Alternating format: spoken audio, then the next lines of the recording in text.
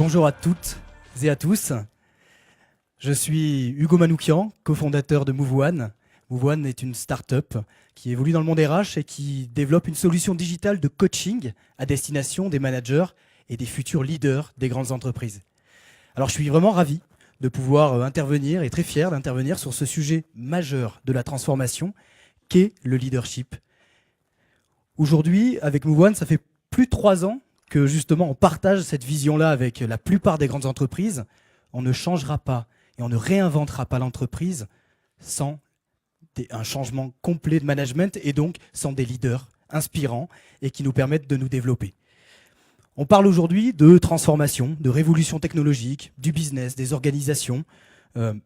Mais en fait, la vraie question, c'est est-ce que cette révolution, elle n'est pas avant tout humaine ? Alors ça, on le sait. Les stars de cette révolution, ils s'appellent Elon Musk, ils s'appellent Jeff Bezos, Larry Page, et pour être un peu plus chauvin, Xavier Niel ou Octave Klaba. Et pour être honnête, derrière ces stars, il y a des armées d'anonymes, des armées de leaders qui changent tous les jours le monde, sans qu'on en ait parfois conscience à l'échelle globale. Et c'est ce qu'il y a bien avec le leadership, c'est qu'il est à la fois polymorphe, mais en même temps accessible à tous. Moi, ce que je voulais, avant tout, pour introduire ce sujet du leadership et de son impact et des leaders, en tout cas de l'impact des leaders dans les entreprises, ce que je voulais, c'est avant tout reprendre sur pourquoi est-ce qu'aujourd'hui, à Revolution at Work, on s'est dit, on va faire un thème sur le leadership. Tout simplement parce que notre monde, aujourd'hui, c'est un peu du change or die. C'est-à-dire qu'aujourd'hui, on est la réinvention, on est dans un monde de réinvention permanente. Et je voulais d'ailleurs citer, très rapidement, un auteur qui me tient à cœur, qui est Stéphane Covey. Il dit « L'avenir meilleur de notre planète sera construit par des gens qui ont découvert que le leadership est un art de révélation des talents et de potentiel humain. » Vous pouvez acheter une personne avec un chèque, avec un poste ou du pouvoir, mais un génie, une passion, une loyauté, de la créativité tenace sont offerts volontairement. Les grands problèmes de notre monde seront résolus par des volontaires passionnés et libérés. Et moi, j'en suis persuadé. Et c'est pour ça qu'aujourd'hui, dans ce nouveau monde, je vais appeler 4 leaders inspirants à me rejoindre sur scène pour qu'ils puissent avec nous partager leur expérience. Donc j'appelle aujourd'hui Éric Donnet à monter sur scène, accompagné de Raphaël Torjman, Anne Lalou et Holly Niemela. Holly Niemela.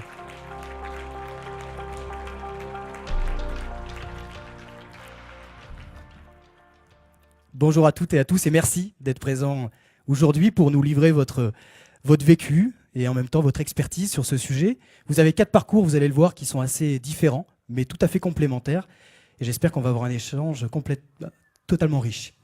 Donc je vous invite d'abord, alors pas de sexisme, mais il n'y a qu'un seul homme, donc on va l'inviter d'abord à pouvoir monter sur scène. Éric Bonnet, qui va nous rejoindre. Éric est directeur général de Groupama Immobilier. Et je vous invite à donc justement livrer votre vision sur ce sujet du leadership. Alors, en 3 minutes, chrono, je vais essayer de vous dire un petit peu ce que je pense du leadership. Déjà, je pense que ce n'est pas un hasard si il y a 3 femmes et un seul homme dans ce stand-up, parce que je pense qu'effectivement, il y a beaucoup plus de leadership chez les femmes que chez les hommes. Premièrement, je pense qu'il y a un rapide quand même distinguo à faire. En ce qui me concerne, j'ai été nommé dirigeant et j'ai fait le choix d'être leader. Alors c'est important parce que très souvent, il y a une confusion des genres qui existe entre le leader et le dirigeant. Le dirigeant, c'est celui qui est nommé, ça correspond à un grade, qui très clairement occupe une fonction, il donne sa vision à l'entreprise, il a le souci d'établir un plan stratégique, un plan de marche, et puis il va faire en sorte que des objectifs soient définis, que ces objectifs soient réalisés, donc très clairement, il va faire en sorte que son dirigisme et son plan d'action soit très directif. Donc, par essence, un dirigeant, il a des objectifs, des résultats, et il emmène l'ensemble de ses équipes dans cette direction, dans cette vision. C'est là où on commence à être un peu schizophrène parce que je vous ai dit, j'ai été nommé dirigeant et j'ai fait le choix d'être un leader. Donc comment on concilie les deux? On concilie les deux parce qu'assez vite, on se rend compte que réagir ou en tout cas prendre des décisions seul, c'est extrêmement difficile, mais pas simplement. On se rend compte assez vite, quand on anime une entreprise, c'est le cas chez Groupama Immobilier, qu'on veut construire essentiellement autour de deux valeurs que sont la confiance et la collaboration. Donc réussir des objectifs, des résultats, c'est finalement donner des instructions. Inspirer la confiance et la collaboration, bah, ça relève davantage de sentiments. Donc le leadership, bien évidemment qu'il est avant tout basé sur des sentiments, le sentiment de pouvoir tous ensemble, collaborer, partager des choses. Ce qui fait que moi je considère que les leaders, ils existent à toutes les échelles, tous les niveaux de l'entreprise. Il y a des gens dans notre société qui sont de formidables leaders. Ils sont avant tout leaders parce qu'ils prennent soin des autres. Ils prennent soin de leurs collègues. Ils font en sorte qu'on soit dans un univers bienveillant, parce que l'entreprise, elle peut faire beaucoup de mal aux individus. Elle est souvent en manque d'humanité. Et le leadership, ça permet effectivement à toutes les strates de l'entreprise de pouvoir veiller à ce que la transformation de l'entreprise se fasse en préservant, en gardant des valeurs humaines. Mais là, il faut faire attention, c'est qu'effectivement, on est sans arrêt entre la fonction de dirigeant, la fonction de leader. Et quand on vient dire à un collaborateur qu'on a envie qu'il partage cette confiance et cette collaboration, bien évidemment, on juge toujours son travail. Ça, c'est ce que juge avant tout le dirigeant. Et le leader, il vient, lui, apprécier davantage la personne et prendre soin de la personne. Donc, mon témoignage, c'était de vous dire que le héros des temps modernes, moi, je ne sais pas trop en quoi ça constitue ce dont il s'agit, mais grâce, en l'occurrence, à une femme à qui je donnais des instructions à l'époque, parce que j'étais nommé dirigeant assez jeune, à 29 ans, d'une grande société immobilière. Je lui ai donné des instructions à cette femme, et elle m'a dit, mais Eric, j'ai absolument pas du tout compris ce que tu attendais de moi. En l'occurrence, tu me dis que tu veux construire des choses dans le temps, de façon prolongée, mais tu viens de me donner des instructions et en fait tu m'inspires, mais travaille ton empathie, travaille ta bienveillance et ce qu'elle m'a apporté, cette dame, en l'occurrence une grande dame dans l'immobilier, c'est avant tout ce leadership. Elle m'a fait comprendre que la confiance, la collaboration que je voulais inspirer, transmettre, ça relevait vraiment beaucoup plus de sentiments que d'instructions. Donc le héros des temps modernes, j'y crois pas, parce qu'en l'occurrence, ça serait magnétiser des personnes qui ne sont que à la tête des entreprises. Or, je pense que le leadership, c'est un leadership qui est inclusif. Il n'est pas directif, il est nécessairement inclusif. Il permet à tous de partager. Et donc, retenez bien ça, le dirigeant, c'est un grade, le leadership est un choix. Voilà ce que j'avais envie de partager avec vous cet après-midi. Merci. Merci Eric pour cette belle intervention. J'appelle maintenant Raphaël Torgman pour nous rejoindre et pouvoir nous livrer sa vision. Raphaël est cofondatrice et aujourd'hui présente, après un passé dans le domaine médical, aujourd'hui investie, donc est venture capitaliste, VC, dans le domaine biomédical et médical. Merci, bonjour à tous, je suis ravie d'être là. Alors contrairement à Eric, moi j'ai pas choisi d'être leader, peut-être féminin, mais j'ai choisi aujourd'hui de vous parler du leadership à travers mon parcours, en particulier parce que je suis en phase de transition et que je trouvais intéressant de le partager. Donc je suis médecin de formation, hémato-cancérologue. Donc en gros je m'occupais des gens qui avaient des leucémies dans plusieurs années à l'hôpital. J'ai également fait de la science avec une thèse en biologie moléculaire. Et puis de ce monde-là, académique et hospitalier, j'ai rejoint un fonds d'investissement qui s'appelle Sofinova Partners il y a 16 ans. Où je suis rentrée comme analyste et puis j'ai grandi dans l'entreprise comme associée et puis comme associée co-gérante. Et pendant cette période, j'ai donc d'abord et puis j'ai quitté, pardon, il y a quelques mois, cette entreprise pour faire ma nouvelle aventure.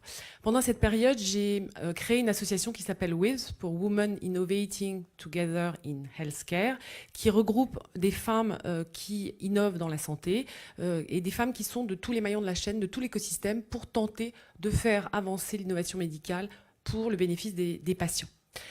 Donc pendant ce parcours, en fait, la médecine, c'est ce qui, pour revenir au sujet d'aujourd'hui sur le management, leadership, la façon de travailler, la médecine, c'est en fait, je réalise, c'est ce qui m'a tout appris. D'abord le travail en équipe, puisqu'on est tous là pour le patient et pour le bénéfice du patient, donc la même task force et en allant tous dans le même sens. Et puis également, ce qui m'a appris, l'apprentissage progressif de son propre leadership. Parce que quand on grandit dans des services hospitaliers, au début on écoute et puis après il faut prendre des décisions soi-même et emmener des gens avec nous tout en les écoutant pour faire le bon diagnostic et le bon traitement. Et puis de l'apprentissage aussi de détecter les leaders, parce que quand on a on change de service quand on est interne et donc on voit des chefs de service, on observe et on voit à quoi on voudrait ressembler ou pas et différents types de leadership et on peut les sélectionner. C'est ce que j'ai essayé d'appliquer quand j'ai rejoint donc ce fonds d'investissement de capital risque en biotechnologie pour financer et accompagner des entrepreneurs. C'était de les détecter et puis de les aider, les accompagner et travailler en équipe, même si c'est une relation très particulière entre l'investisseur qui n'est pas vraiment dans la société, mais qui en même temps est une espèce d'ange gardien et de garde-fou tout en influençant quand même la compagnie et l'entrepreneur pour accomplir son rêve et son ambition. Donc là, c'était vraiment accompagner des leaders, les détecter, comme je l'ai dit, et ce que j'ai observé pendant ces années, même si j'étais formée par ce fonds, c'est que, un peu comme un héros des temps plutôt non modernes et comme d'autres fonds dans le même genre d'investissement, il y avait un décalage entre ce qu'on demandait à nos entrepreneurs, comment on les accompagnait, ce qu'eux faisaient dans leurs entreprises pour faire grandir cette entreprise avec leur leadership et avec l'écoute et ce travail en équipe, contrairement à ce que moi je voyais dans le fonds lui-même. Et de nouveau, plusieurs fonds à l'ancienne sont comme ça, où c'est finalement un ensemble d'individualités. Et je me suis rendu compte que ça ne me convenait pas du tout, que c'était pas productif. À l'opposé, j'observais que dans ce groupe WIZ, non seulement c'était de détecter des leaderships femmes, enfin des leaders femmes, mais aussi de permettre de les emmener vers vraiment des aventures collectives. Et avec on parle de héros des temps modernes, et avec des femmes qui se sont vraiment développées comme héroïnes des temps modernes, avec ce côté de leader et de héroïne qui permet finalement de transgresser vers un modèle supérieur qu'on projette en emmenant tout le monde avec nous. Et donc, mais ça avec une façon de faire de nouveau qui est sûrement à la fois typiquement féminine, mais je crois pas que, qui est avec une méthode non pas dans la contrainte, non pas dans les rapports de force, non pas dans une certaine violence, mais au contraire dans l'émotion, le positif, la collaboration, l'entraide, et qui permet d'avoir vu naître d'ailleurs de ce groupe WIZ plusieurs projets très prometteurs et des femmes qui se sont accomplies. Donc de là, moi-même, comme je l'ai dit, je réfléchis à ma nouvelle aventure en essayant de prendre le bon de tout ça et de rejeter le mauvais et d'essayer d'être peut-être moi-même une leader ou une héroïne. Voilà. Merci. Merci Raphaël pour ce beau témoignage, et on reviendra bien entendu sur ce sujet du leadership au féminin parce que c'est un sujet qui est passionnant et qui mérite à mon avis d'être abordé de nouveau. J'appelle maintenant Holly Niemala à nous rejoindre. Holly qui va nous parler de son parcours qui est aussi centré sur l'individu et sur l'intériorité. Merci beaucoup. Je suis très heureuse d'être là avec vous. Mon parcours est vraiment différent, mais surtout, je voulais d'abord commencer à parler de ce que je vois aujourd'hui, le changement de leadership qui nous appelle tous. Parce que nous avons 3 fractures dans notre société, dans notre monde, en fait, aujourd'hui. Le premier, c'est la terre. On est en train d'utiliser, en septembre, toutes les ressources que la terre produit. Numéro 1, fracture avec la terre. Numéro 2, c'est notre société et la richesse est tenu dans les mains de très peu de personnes dans le monde entier. Alors, il y a une vraie rupture dans notre société, globalement. Et troisième, c'est une fracture avec nous-mêmes, avec l'individu qui, en fait, on est en train de se tuer. We're killing ourselves, literally, parce que le nombre de suicides aujourd'hui dans le monde entier est plus que les gens tués dans la guerre et désastres naturels. Alors, ces trois fractures, pour moi, égale un changement de leadership que, comme le changement qu'on voit dans les entreprises, de quitter la pyramide et aller vers plutôt l'horizontale, qui pour moi disent que nous avons tous besoin d'être un héros, ou héroïne, aujourd'hui. Nous avons besoin de prendre conscience de nous-mêmes et notre acte, de développer cette conscience de soi, dans un sens mon corps, et d'utiliser les 5 sens de mon corps qui développent beaucoup de charisme et beaucoup de sens que j'ai bien vécu. On passe beaucoup de temps de vivre dans nos têtes. On pense, alors je suis. C'est plus ça. C'est vraiment mon propos et plutôt d'abord mon corps et les 5 sens de vivre pleinement. Et se traduit par un charisme. La deuxième chose, c'est le sens de vitalité. Et vitalité qui vient par être connecté à son aptitude mentale, dans le sens d'avoir une possibilité d'être concentré, sharp, avec son mind. Le troisième, c'est de travailler son cœur dans un sens d'ouverture vers l'autre. Si chaque individuel commence de voir sa vie comme ça, on devient tous, en fait, les héros, les uns et les autres. On n'a pas besoin d'être le dirigeant, d'être le seul héros au monde. Je crois que nous avons, dans nos familles, avec nos amis, on a déjà nos héros individuels et pourquoi pas nous-mêmes d'être à nos propres héros à l'intérieur de nous. Merci beaucoup.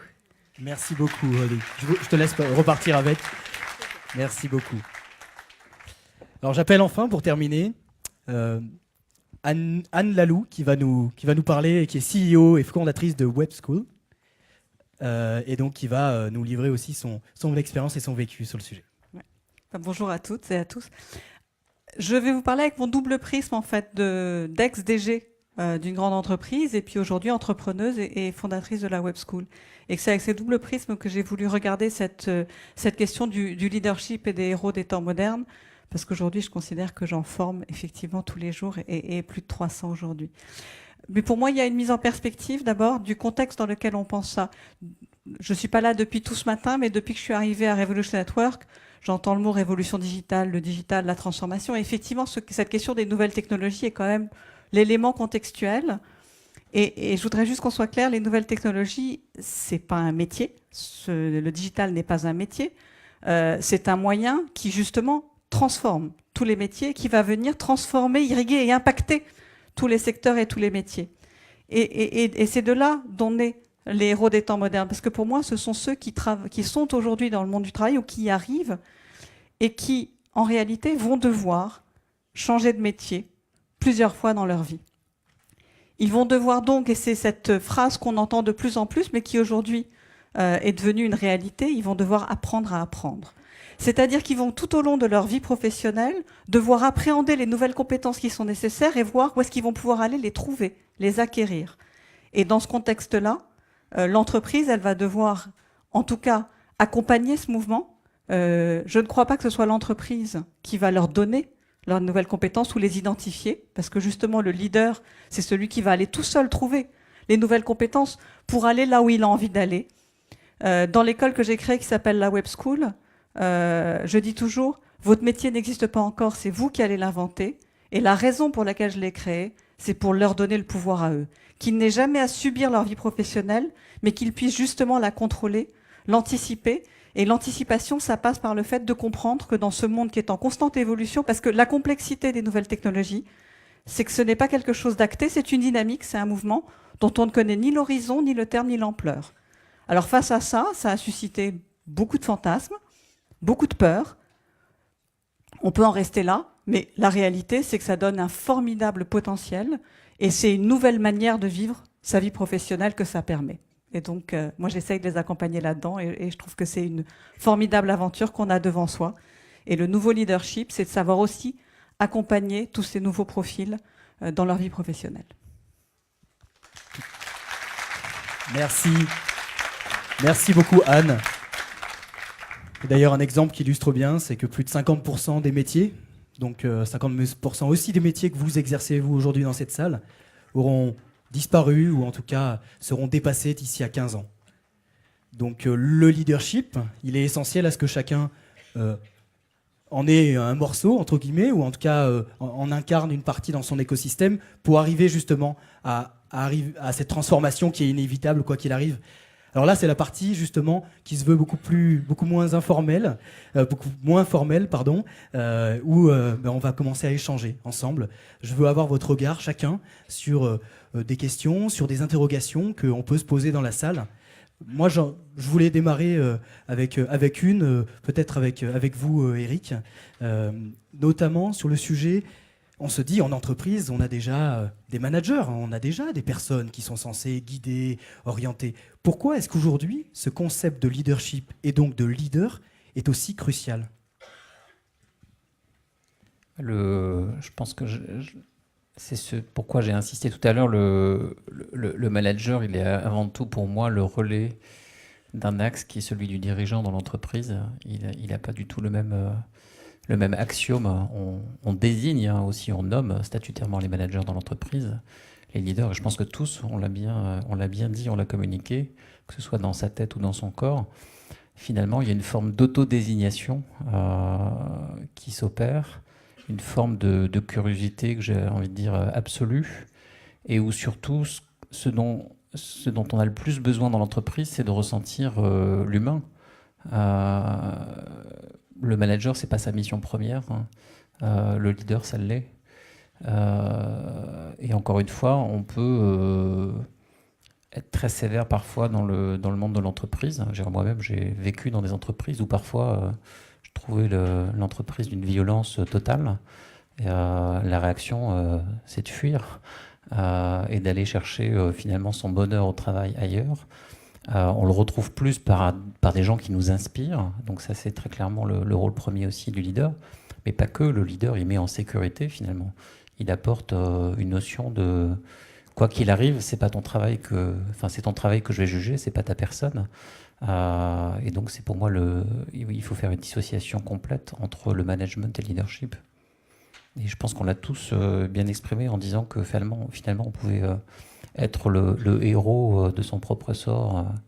Mais je pense qu'on y reviendra après. Raphaël, je te sentais vouloir prendre le micro sur le sujet. Donc. Tout à fait. Non, mais du coup, je me demandais, effectivement, leader, manager, est-ce qu'on peut être un très bon manager sans être un leader ? Et probablement oui. Est-ce qu'on peut être un très bon leader sans être un bon manager ? Ça, c'est moins vrai, je pense. Il y a dans tous les cas une connexion et il y a certaines entreprises, quoi qu'il arrive, qui essayent d'amener une partie de leur management vers une posture de leader, ce qui est pas toujours évident. Vous, justement, Raphaël, quand on parle, et vous avez très bien parlé, juste titre, de la place qu'il faut laisser aujourd'hui à un leadership différent, qui est notamment porté vers des femmes, mais aussi porté par l'ensemble de la diversité que peut retrouver des collaborations humaines, type entreprise ou organisation. Qu'est-ce qui, pour vous, caractérise réellement cette différence-là, notamment en particulier sur les femmes, parce que c'est un sujet qui nous concerne. Qu'est-ce qui caractérise cette différence que les femmes peuvent apporter ? Alors, je pense que déjà, avant les femmes, sur le sujet de l'innovation, clairement, évidemment, on a encore plus besoin de leaders. Et les femmes ont, ce que j'ai exprimé, ce que j'ai pu observer dans Wiz ou dans des entrepreneurs femmes que j'ai pu accompagner, elles ont cette envie d'écoute et aussi de bienveillance. Et en même temps de faire avancer les choses. C'est-à-dire que le groupe de nouveau Wiz, c'est que des femmes qu'on appelle accomplies et généreuses. Accomplies au sens où elles ont déjà fait beaucoup de choses, c'est des tough women, mais quand elles sont là entre elles, et puis même dans leur propre organisation, il y a cet ensemble d'un côté, oui, on va l'idée, mais on va inclure, mais on va cadrer en même temps. Enfin, en même temps ou après, et tout en laissant cette ouverture qui permet d'avancer. Et le fait que ça ne se fasse pas, comme je le disais, dans cette espèce de rapport de force, ça c'est très très important, et ça renvoie à la collective, enfin travailler de façon collective. Donc ça, je pense pas que ce soit que féminin comme je l'ai dit, mais c'est quand même super très très important, et ça va avec les entrepreneurs qui ont envie, qui sont finalement des leaders puisqu'ils ont envie d'emmener tout le monde avec eux. Tout à fait. On peut voir d'ailleurs que dans les dernières années, il y a une augmentation significative du nombre d'entrepreneuses. Donc, et ça, c'est, je pense, une bonne nouvelle pour l'écosystème français de start-up, de jeunes entreprises. Voilà, j'allais dire Il y a une encore augmentation, c'est très timide, mais il y a en tout cas une dynamique. il y a Une encore dynamique de financement aussi, par des réseaux de femmes de financement. Moi, en tout cas, je pense que ça va dans le bon sens. Et qu'il y a encore beaucoup de travail à faire, mais je pense que ça va dans le bon sens. On entend encore sur les projets récemment une femme qui a eu la vision, la stratégie de son entreprise, et comme justement médecin, en disant qu'elle connaissait pas assez la finance, a pris un CEO à ses côtés, et d'entendre dans des réunions, non mais la visionnaire, l'entrepreneuse finalement, non ça la concerne pas parce qu'elle va pas comprendre. On entend encore des choses comme ça, mais c'est pas grave, il y a du travail, et puis c'est aussi à la femme d'avancer et d'emmener avec elle d'autres femmes. Tout à fait. Et quoi qu'il arrive, le chemin est encore long, ça c'est clair. Moi, depuis 3 ans, je suis dans une pépinière, et c'est vrai que je vois en tout cas une certaine dynamique avec également des talents féminins qui viennent rejoindre des startups. Donc je trouve qu'il y a une dynamique en tout cas qui est là-dessus intéressante, et qui amène la diversité en tout cas du leadership, amène un vrai renouveau aujourd'hui dans les organisations, dans les entreprises. Est-ce que justement on peut avoir votre éclairage, Holly, sur cette comment est-ce qu'on vient le trouver, comment est-ce qu'on s'aligne, et en quoi est-ce qu'un leader est obligatoirement aligné avec lui-même, bien dans ses baskets, et à la fois les pieds sur terre et la tête dans les étoiles? Ok, bon, c'est un chemin. Hein. Moi, je vois aujourd'hui, et je suis très heureuse de voir beaucoup de happy tech qui développent. L'autre côté, ça devient un petit peu mindfulness. Tu vois, comment est-ce que de voir un leader un groupe de leaders qui dit viens parler avec nous une demi-journée, et là vous êtes 100% dans l'entraînement d'être conscient de soi, self-awareness. Bah non. Hein, c'est pas un quick fix pour dire voilà, là vous avez bien compris ça, là c'est la bienveillance, alors voilà, soyez gentils. Ça marche pas comme ça. Et c'est un chemin, hein, et de plus en plus qu'on peut amener, en fait, de ne pas avoir peur de dire je vais faire le développement personnel. Hein, souvent, je me rappelle bien une des premières fois que j'ai enseigné dans une entreprise, ils disent mais ne rappelez pas ça yoga, ni méditation. Alors, de trouver les autres noms. Bon, maintenant, ça a beaucoup avancé, c'est vrai, mais il faut véritablement avoir les formations où les gens apprennent, en fait, c'est quoi la conscience, c'est quoi ma conscience, c'est quoi d'être présent, c'est quoi c'est quoi mon corps. C'est un long chemin.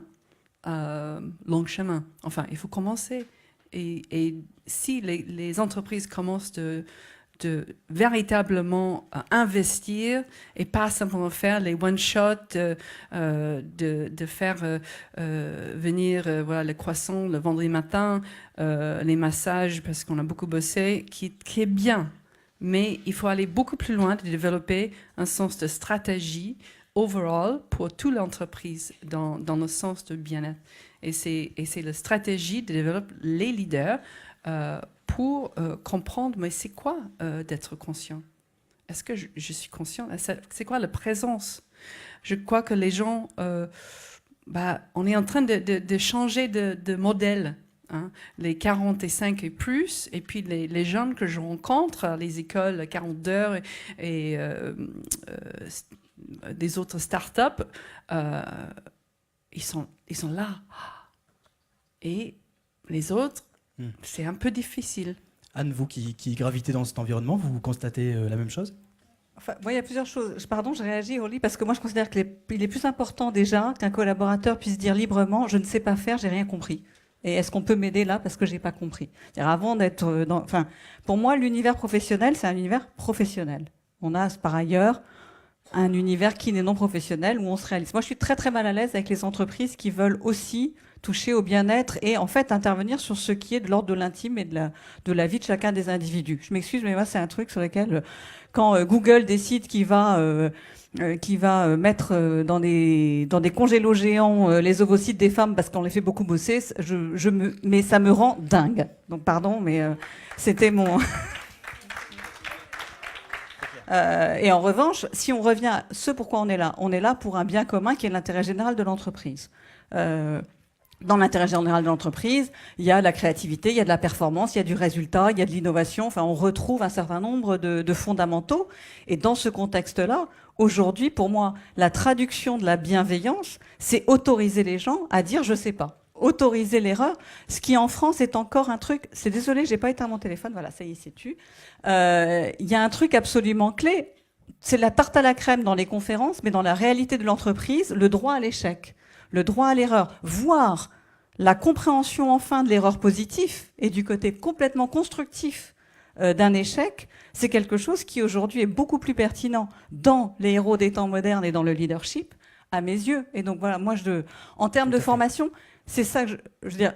Tous mes étudiants, ils ont le droit à l'erreur, pour autant qu'ils aient essayé, pour autant qu'ils aient bossé. Donc ça fait partie, encore une fois, en termes de savoir-être, de le côté, j'ai le droit à l'erreur parce que je suis jeune, ça, non.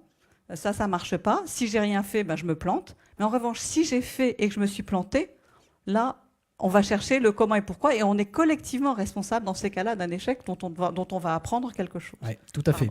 Tout à fait. Et merci pour ce partage. Et d'ailleurs, je suis un peu volontairement provoque. Mais Eric, on en est où du droit à l'erreur chez Groupama Immobilier? J'ai construit une tour de Traviole, c'est pas grave. Non, dans la conception, on n'a pas trop le droit à l'erreur. Le droit à l'erreur, je vais le faire un petit peu rétrospectivement. Quand je suis arrivé chez Groupama Immobilier en 2013, il y avait un peu moins de 100 collaborateurs. La feuille de route qu'on m'a donnée en arrivant, c'est de réduire les 100 collaborateurs à 60. Aujourd'hui, on est 125. Donc, j'ai pas du tout suivi la feuille de route qu'on m'avait assignée. Parce que j'étais convaincu que ce qu'il y avait à faire dans cette entreprise, c'était incroyablement fort au niveau de son patrimoine, mais pas que, qu'il y avait de très très belles personnes dans cette entreprise qui avaient une capacité de déployer en fait leur énergie, leur talent, et que si on les combinait aussi avec de nouvelles forces venues aussi de l'extérieur, on pouvait passer, parce que j'ai eu un petit parcours dans l'automobile, on pouvait passer de l'univers de la 2 chevaux à l'univers de la Bentley ou de la Rolls-Royce. Aujourd'hui, on est plus proche de cette voiture de luxe.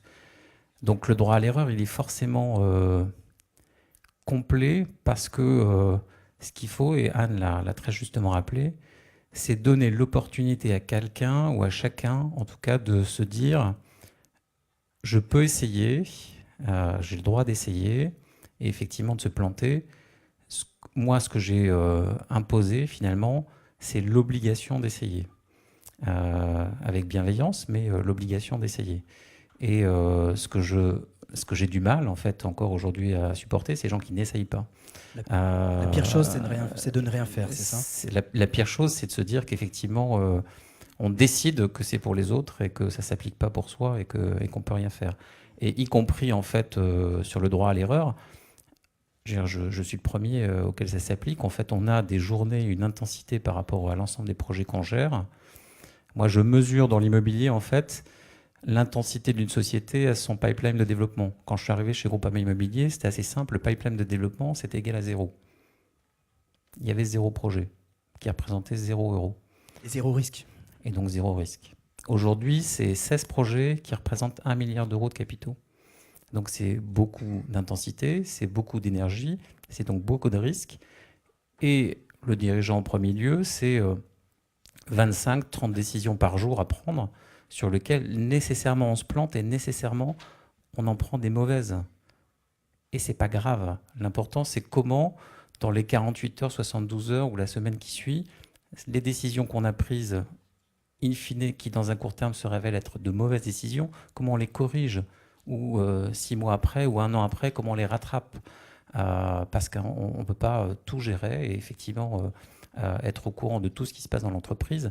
Donc le droit à l'erreur, il s'applique aussi en tout pour chacun, pour le leader, pour le dirigeant.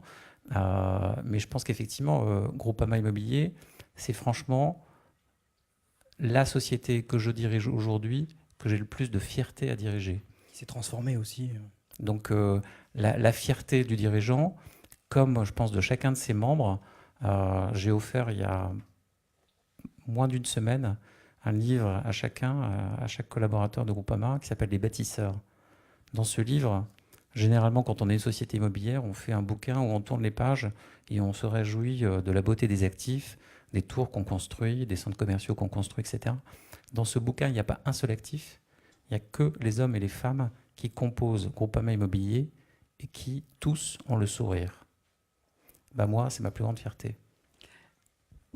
Je vais bien rebondir, si je peux, avec Anne, oui, parce que je trouve ça très... J'ai vraiment l'habitude de voir ces réponses souvent en pleine figure, que il faut rappeler aujourd'hui, les gens vont mourir de stress. Le stress est une des top choses qui vont tuer les gens. Et les gens sont stressés au travail. C'est quoi toute la recherche a monté, et c'est vrai que beaucoup de ces recherches est basée aux États-Unis, et Google et tous les GAFA, mais tous les grandes entreprises immobilières, assurances aussi, qu'ils ont tous les programmes et stratégies de wellness. C'est pas une woo-woo, c'est feel good. Et je suis désolée de voir je trouve cette attitude et manque d'ouverture et de sens de... Aujourd'hui, les gens, nous avons 6 enfants, ils vont aller vers les boîtes qui vont offrir aussi ce sens d'ouverture qui sent que ils s'en occupent d'eux dans ce sens aussi, dans leur développement. C'est pas simplement le lieu de travail est en train de changer. C'est en train de changer parce que le stress et le burn-out sont les choses. Il faut absolument se rendre compte comment est-ce qu'on va faire. Les gens, il y a 1 sur 4 personnes vont avoir un problème de santé mentale. Voilà. Bon. Ça, c'est les figures de UK. J'ai un collègue qui travaille là-bas. Et 1 sur 4, qu'est-ce que vous allez faire avec ça? On peut faire semblant et dire, voilà, tout va bien. Mais non, nous avons une crise de conscience. Voilà. Non, je voulais juste aussi rebondir en disant que je pense que vous dites 2 choses différentes, si je puis me permettre. C'est d'un côté, d'un côté sur le bien-être de chacun dans l'entreprise, et je crois que c'est fondamental. Et moi, dans le projet que je suis en train de construire, il y aura ce que j'ai appelé une chief, et c'est une en l'occurrence, mais chief happiness officer, parce que je pense que c'est vraiment très important. Par contre, ne pas tomber dans l'intimité, dont, comme tu dis, on est là au boulot, c'est le professionnel, et moi j'ai aussi beaucoup observé que le pseudo, on est une pseudo-famille. Non, on n'est ni famille ni amis. On est là pour le professionnel. Donc je crois que c'est 2 choses différentes, si je me permets de rajouter ça. Et je voulais aussi rebondir sur le droit à l'erreur. Droit à l'erreur, certes, et c'est pas très français malheureusement. Ça, on le sait quand on voit des startups aux États-Unis où ils essaient une fois, tant mieux s'ils se sont plantés même. Et au-delà du droit à l'erreur, je pense qu'il y a quelque chose qui est super important, c'est de regarder derrière, mais pour se dire comment on va faire mieux la prochaine fois. Et je reviens à ma médecine. Mais quand il y a un malade qui est mort, on se dit, mince, qu'est-ce qu'on a fait? Qu'est-ce qu'on aurait pu faire de mieux? Et comment on pourra faire la prochaine fois? Donc c'est cette capacité aussi d'analyse et de s'améliorer et qui est super importante. Et nous aussi, quand en tant qu'investisseurs, on finance des entrepreneurs, tout le monde est responsable, certes, mais bon, il y a quand même le CEO de l'entreprise qui doit aussi anticiper, écouter et essayer d'optimiser au maximum. Mais bien sûr qu'on a le droit à l'erreur. Et c'est une forme de leadership, d'ailleurs, de savoir rebondir dans des situations qui sont pourtant critiques et qui, justement, amènent des difficultés opérationnelles. Je crois qu'il y a d'ailleurs un entrepreneur qui pourra justement témoigner, peut-être. Il s'agit de Théo Dorp, de Crème de la Crème. Est-ce qu'il est dans la salle? Je ne sais pas s'il est dans la salle. J'aurais bien aimé avoir son retour. En tout cas, si je peux donner simplement le mien, moi je sais que j'ai pseudo-échoué une première fois dans un premier projet. Ça m'a renforcé et je sais que je donne cette culture du renouvellement permanent de l'envie de faire mieux, l'envie de progresser, et le fait de dire, voilà, la pire chose, c'est de ne pas faire, et je partage complètement votre point de vue. Il faut y aller, et être leader, à un moment donné, c'est, en tout cas, sauter, se jeter à l'eau. Passer à l'acte. Exactement. En termes justement d'apprendre, parce qu'on parlait d'apprentissage, justement Anne, vous êtes au centre quand même d'une dynamique d'apprentissage, vous parlez beaucoup d'apprendre à apprendre. Ça c'est ce que j'ai pu noter, et c'est d'ailleurs un sujet global dans les entreprises ou dans les organisations aujourd'hui. Est-ce qu'un leader, il ne doit pas au final, lui, apprendre à désapprendre ? Je ne sais pas s'il doit apprendre à désapprendre. Pour moi, dans les caractéristiques du leader, il y a le fait d'être ouvert et à l'écoute autour de lui. Et donc cette ouverture, c'est tout simplement être prêt à découvrir des choses, enfin avoir l'innovation ou à avoir les nouveaux usages, à laisser la parole à l'autre. Ce que disait Eric d'ailleurs, dès lors qu'on est dans le fait de laisser la parole à l'autre, on voit apparaître, encore une fois, des nouveaux usages, des nouvelles approches et pouvoir les appréhender. En tout cas, je peux le dire à l'inverse, il y a une anecdote. Aujourd'hui, beaucoup d'entreprises françaises ont réalisé qu'une des disciplines qu'on enseigne à la Web School et qu'on enseigne comme vraiment une des disciplines phares, dans les 3 disciplines phares, il y a le design, il y a le marketing et les technologies numériques. Vous voyez bien pourquoi les 3 sont importantes. Le design, pour nous, est une discipline qui est très importante pour avoir un nouveau regard et une nouvelle manière d'appréhender un besoin, une situation. Et c'est une prise de conscience très récente en France. Alors, plein d'entreprises poussent leurs collaborateurs à être formés au design thinking. Sauf que les dirigeants n'ont aucune envie ensuite de l'intégrer, ne savent à peu près pas ce que c'est, et disent « c'est bien, vous avez été formés, maintenant on fait tout comme avant ». Et donc, c'est encore plus frustrant. Ce qui est encore plus frustrant, là en termes de dynamique de management, c'est carrément la cata. Donc effectivement, je pense que non pas apprendre à désapprendre, mais autoriser à ce qu'il y ait des nouvelles disciplines, des nouvelles compétences et savoir être suffisamment ouvert pour intégrer ces nouvelles compétences dans l'entreprise. Moi, je rajouterais, c'est en fait, dans apprendre à désapprendre, c'est surtout se remettre en question.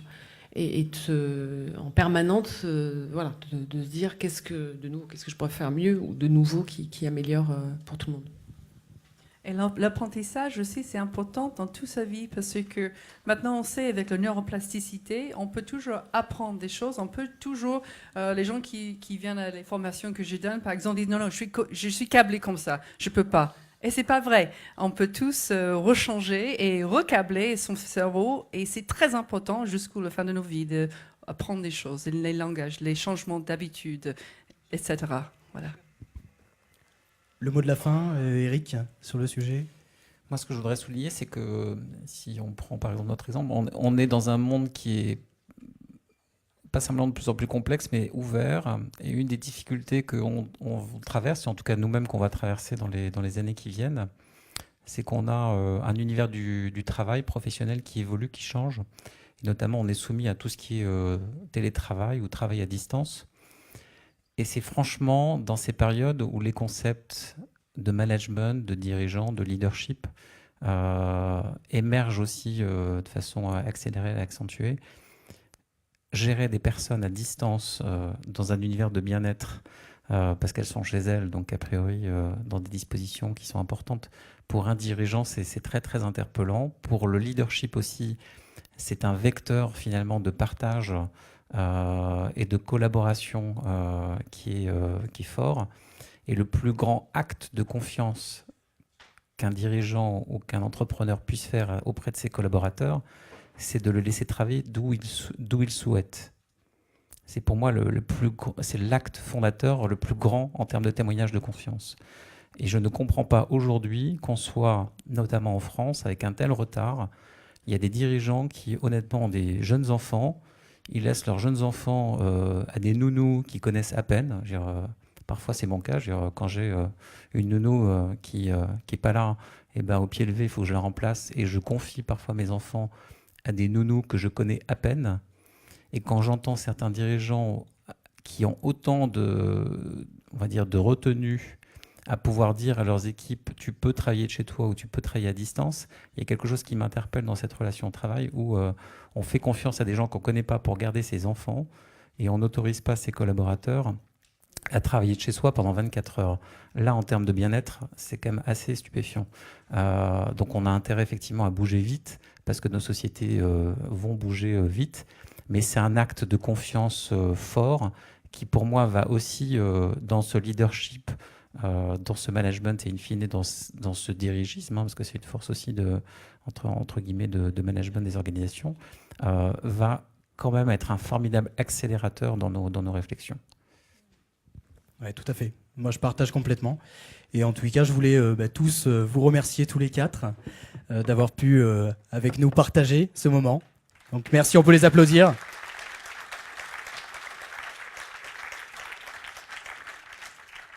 Et donc, vous dire à tous que be the leader of your life et continuez.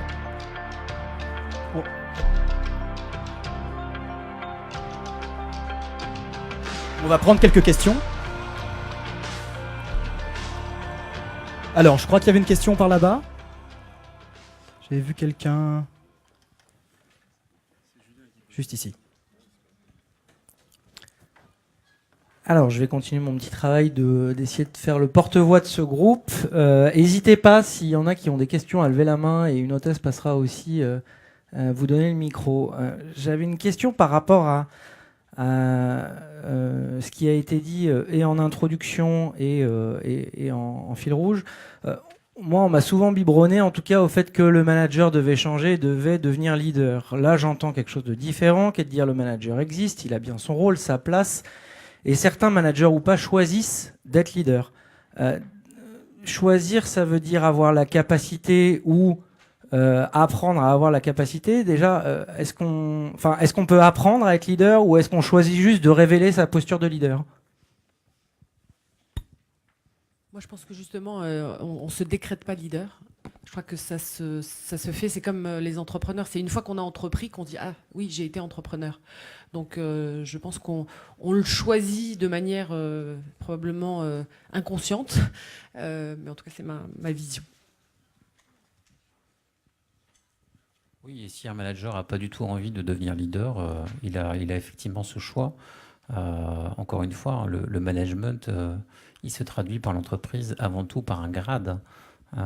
C'est une animation d'équipe. Il aura beaucoup plus de mal à faire passer ses messages et à conférer des instructions que de vouloir partager de manière collaborative et inclusive son plan de charge. Donc les managers qui se veulent uniquement directifs, bonjour la galère. Les managers qui, effectivement, de par leur vécu, leur expérience, découvrent qu'ils ont une vraie capacité de partage, de leadership, et que leur corps leur fait communiquer une attitude vraiment de partage, c'est très clairement, ils se facilitent la vie. Et un manager qui vient la boule au ventre au boulot tous les jours, ça existe.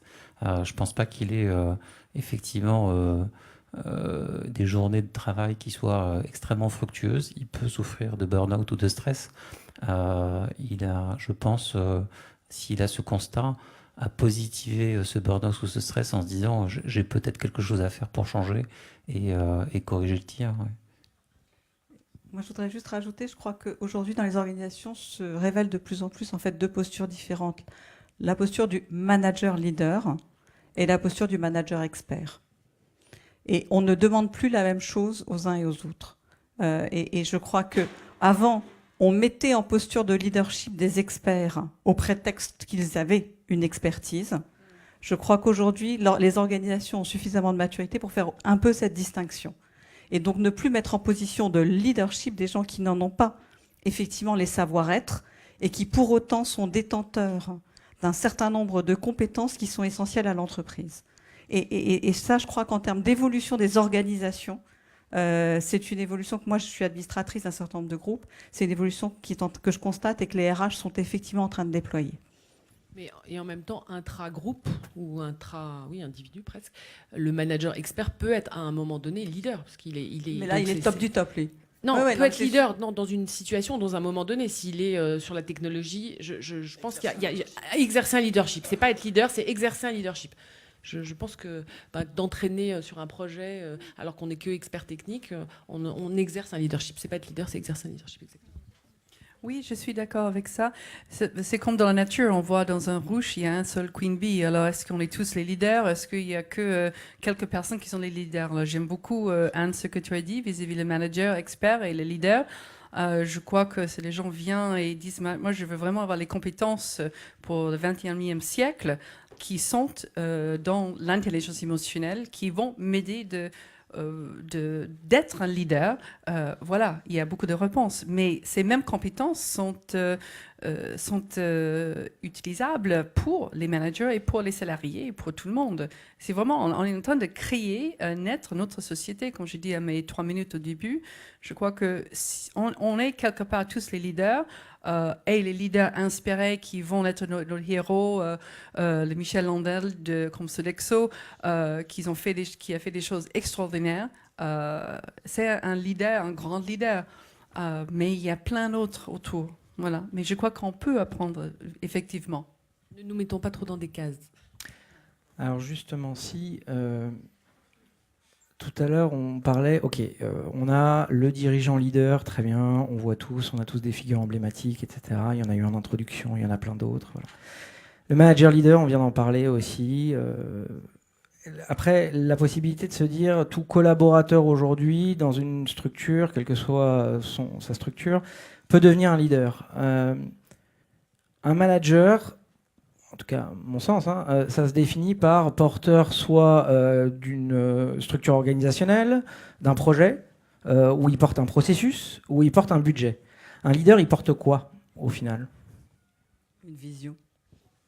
Oui, mais comment un collaborateur dans une structure, et encore une fois, je mets de côté le dirigeant leader ou le manager leader, un collaborateur, si on se dit qu'on peut tous demain, je ne dis pas que tout le monde est amené à devenir leader, mais qu'on peut tous devenir leader, c'est quoi une vision à des niveaux très opérationnels d'une organisation? Il porte avant tout des valeurs. Le leader qui, dans l'entreprise, sait témoigner du soin à ses collègues, du soin qu'il porte aux autres, de l'attention qu'il porte aux autres, il a une capacité prodigieuse d'emmener, d'embarquer quasiment toute une équipe sur des phases projets. Il y a très clairement des leaders dans l'entreprise qui sont encore une fois ni managers ni dirigeants, à qui on ne sait pas dire non, parce qu'ils ont une telle capacité à communiquer, à transmettre leur savoir-être, à transmettre l'attention à l'autre, que moi, il y a des leaders dans l'entreprise, je suis incapable de leur dire non. Ils peuvent me demander ce qu'ils veulent. Et à l'inverse, si je peux rebondir, et pour rejoindre Rolly, je pense qu'on crée de la souffrance au travail quand on veut faire de tout le monde un leader. C'est-à-dire qu'il y a des gens qui n'ont absolument pas envie de leadership. Ils ont plaisir à être dans un collectif, à apporter leur contribution dans ce collectif. Mais à un moment donné, ne faisons pas une société de leaders et de managers, parce que ça dysfonctionne grave, à mon avis, de toute façon. Mais c'est cette pression-là et cette vision-là qui, aujourd'hui, crée le stress et le burn-out, notamment. C'est-à-dire qu'il faudrait tous qu'on ait l'ambition et qu'on soit tous les rois du monde. Je ne crois pas que ce soit possible, en plus. Et à l'inverse, ne frustrons pas des potentiels leaders. Mais bien sûr. Et aussi, juste pour compléter, la forme du leadership, et c'est un petit peu, on peut dire, exercer son leadership, parce que les deux termes sont absolument différents. Et c'est ça aussi qui rend un peu le tout confus, c'est qu'on peut exercer un leadership sur un projet, sur une équipe, sur une culture d'entreprise, sur son environnement, et ne pas être un leader au sens strict du terme avec un grand L. Et ça, c'est vraiment important, je pense, de le comprendre. Est-ce qu'il y a des questions dans la salle? Sinon, je continue, j'en ai plein, mais bon, c'est toujours intéressant d'avoir... Non? Si? Non? Ok. Alors, autre question par rapport à ça, en essayant, non pas encore une fois de mélanger les termes, mais vous l'avez dit tout à l'heure, tout le monde n'est pas amené à être leader. Ce serait même grave d'essayer de tirer tout le monde à devenir leader parce que ça ne va pas avec les aspirations individuelles ou l'inscription de certains dans un collectif plus large. Pour autant, comment on manage un leader? Puis si on est encore une fois dans la logique de se dire vous avez en fait l'expérience en tant que dirigeant, vous venez d'en parler. J'imagine aussi des managers, leaders ou pas leaders, la question n'est pas là, mais quand ils ont des équipes sous eux, quand ils ont des leaders à faire grandir, développer ou juste à respecter leur leadership, comment ça se passe dans une organisation ? Moi, je veux bien juste, et ça, après je promets, je me tais, vous donner les 7 fondamentaux du leadership. Parce qu'en même temps, je dirige une école, donc je suis allée regarder d'un point de vue académique, qu'est-ce qu'on appelait. Il y a donner du sens, piloter la performance, il faut quand même qu'à un moment donné, il y ait ça, connecter, créer le lien, libérer les énergies, donner les moyens d'eux, communiquer, élever les talents, donc permettre aux talents de grandir. Ça fait partie justement des grandes qualités du leader, et exercer l'autorité parce qu'à un moment, il faut arbitrer. Je veux dire, bon, ça, c'est le résumé de ce que beaucoup de chercheurs sur le management ont dit. Je trouve que, en tout cas, c'est une forme de réponse et maintenant, l'opérationnel. Je ne suis pas du tout d'accord Et sur le le chef. 7e terme. Exercer l'autorité, pour moi, c'est pas du tout du ressort du leader. L'autorité, c'est du management, c'est directif, c'est du dirigisme. Et donc, c'est être directif. Mais je pense que encore une fois, laisser sa chance à chacun et suivre le naturel, c'est ce qui fait que ça fonctionne bien dans l'entreprise. Si on donne à chacun la capacité d'être ce à quoi il a envie de ressembler, on vit avec et ça marche très bien. Moi, j'ai aucune envie d'embaucher des gens qui soient tous dans le même moule ou de travailler avec des gens qui se ressemblent tous uniformément. Ça serait vraiment triste. Et en l'occurrence, on a la chance d'être dans un secteur d'activité qui est l'immobilier. L'immobilier, par essence, c'est un sous-jacent où il faut amener de l'esthétisme. On essaye de créer un univers où finalement les choses qu'on produit sont belles, qu'on fasse du mobilier de logement, de centres commerciaux ou de tours de bureaux, dans lequel justement où l'espace ou l'univers qu'on va proposer aux autres est un univers aussi esthétique, pas que de bien-être.